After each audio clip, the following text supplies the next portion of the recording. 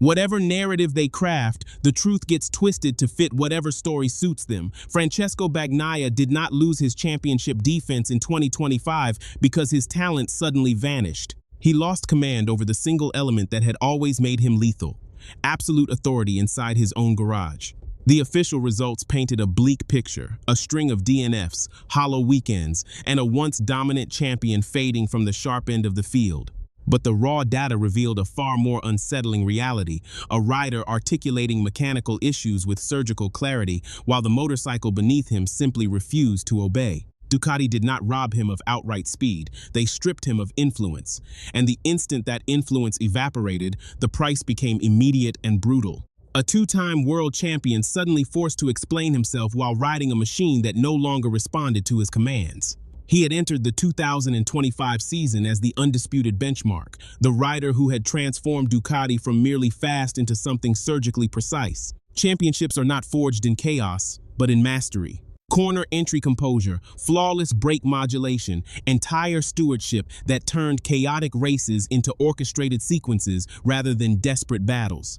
That was Bagnaia's true territory, and Ducati had leaned on it season after season. Entire development cycles were molded around his meticulous input. Weaknesses were spotted early, diagnosed precisely, and eliminated before they could spread.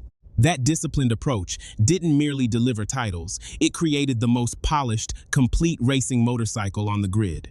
Yet in 2025, the same rider began describing the exact same problems once again: front-end nervousness, absence of early lap authority, and a machine that felt disconnected from the first moments of the race. This time, however, the response was different. His data was no longer treated as sacred direction. It was quietly dismissed as background noise. 9 DNFs, 18 races without scoring a single point. Those statistics didn't merely wound his title hopes, they systematically dismantled his hard-earned credibility in the eyes of the world. Every Sunday became fresh ammunition against him. Every incident was portrayed as an overzealous mistake. Every technical complaint was reframed as sour frustration.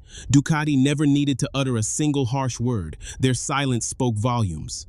The rider who had once shaped the very character of the bike was now being judged against it, and he was coming up short. He wasn't losing because the problems were imaginary. He was losing because those problems were no longer being addressed. Meanwhile, Marquez arrived inside that same environment in 2025, carrying an entirely opposite philosophy. A rider who does not demand mechanical perfection in order to unlock blistering performance. He refuses to wait for stability. Instead, he manufactures it on the fly through sheer instinct, calculated risk, and ferocious commitment that simply overrides the machine's shortcomings. Ducati hadn't merely signed another champion, they had embraced a radically different development creed. Without ever announcing it publicly, they made their choice. The garage didn't flip dramatically overnight. The shift was gradual, almost imperceptible, yet decisive enough that the rider who thrived on precision began receiving compromise instead. Bagnaia kept talking, kept explaining, kept offering solutions. That was his fatal error. Honesty inside a system that had already stopped listening became dangerous exposure. He detailed the front-end behavior. He described braking instability with clinical accuracy. He pinpointed exactly where races were slipping away in the opening phase, the first critical laps, the moment of initial commitment, the very phase that would come to define the 2026 season. But in 2025, those precise observations never translated into fixes. They became sensational headlines, instead distorted, echoed, and magnified across the paddock. A rider desperately trying to fine-tune his machine was recast as a rider endlessly moaning about it. Marquez's strong 2025 campaign on the GP24 only muddied the waters further. At times, he appeared untouchable, fluid, rapid, relentlessly consistent. The comparison was instant and unforgiving. Same factory, wildly different outcomes.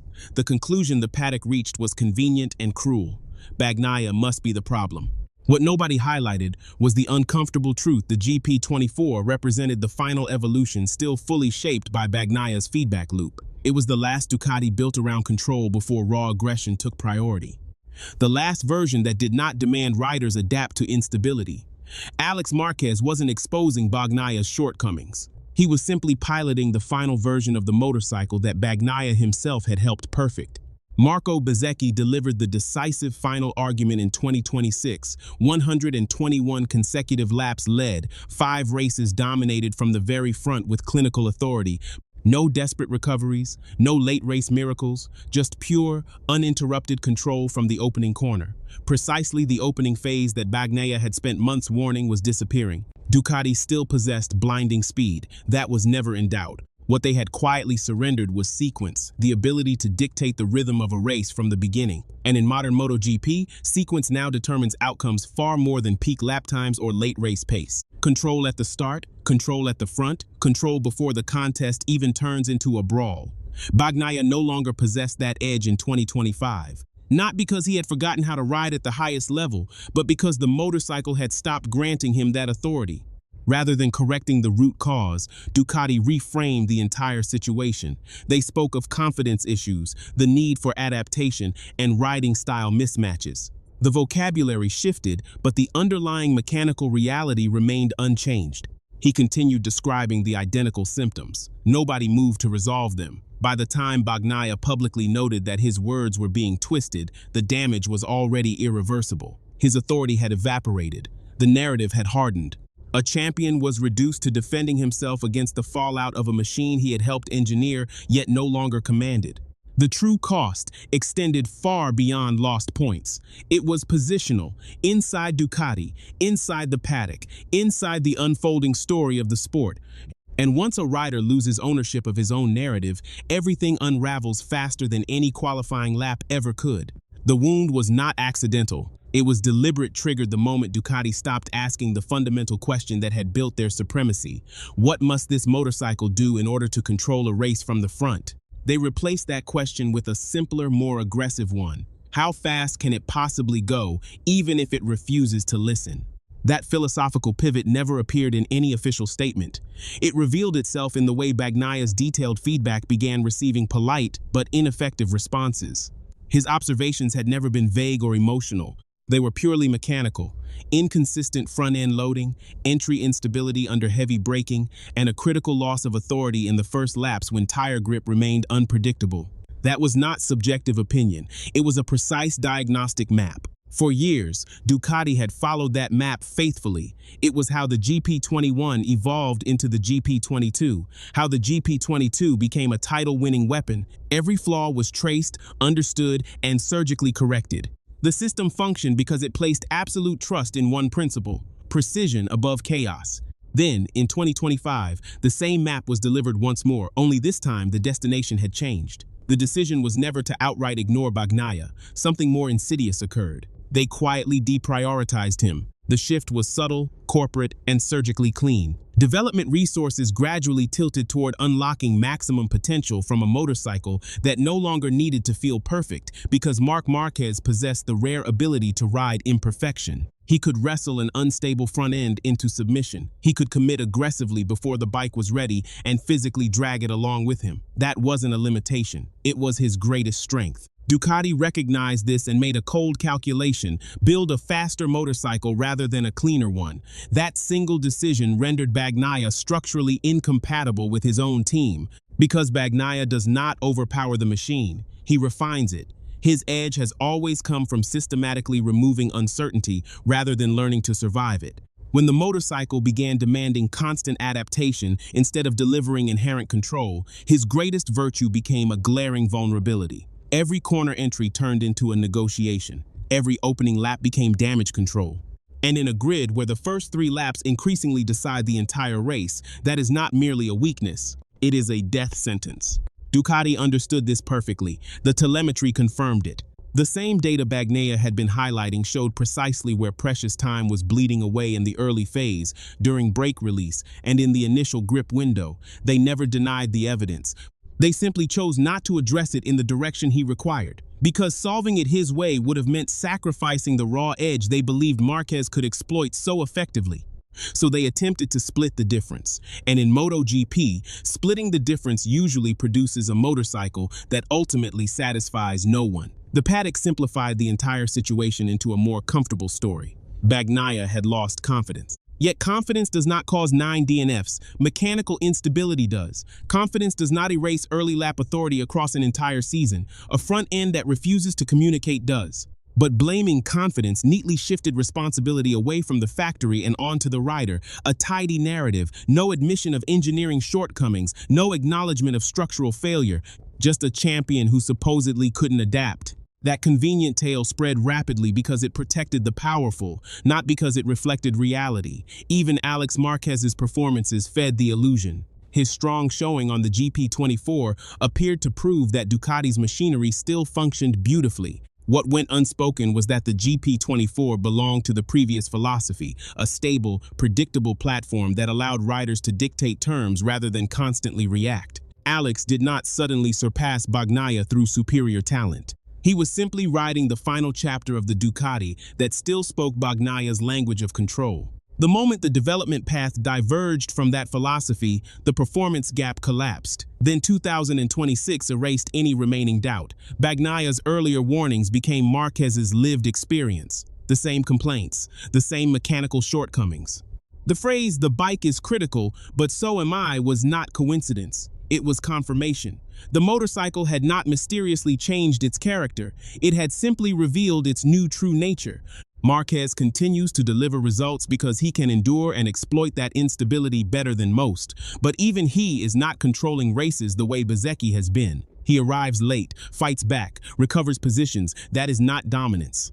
That is resourceful survival within constraints. Meanwhile, Marco Bezzecchi has been doing what Ducati once guaranteed as standard, seizing control from the very first lap. 121 uninterrupted laps in front.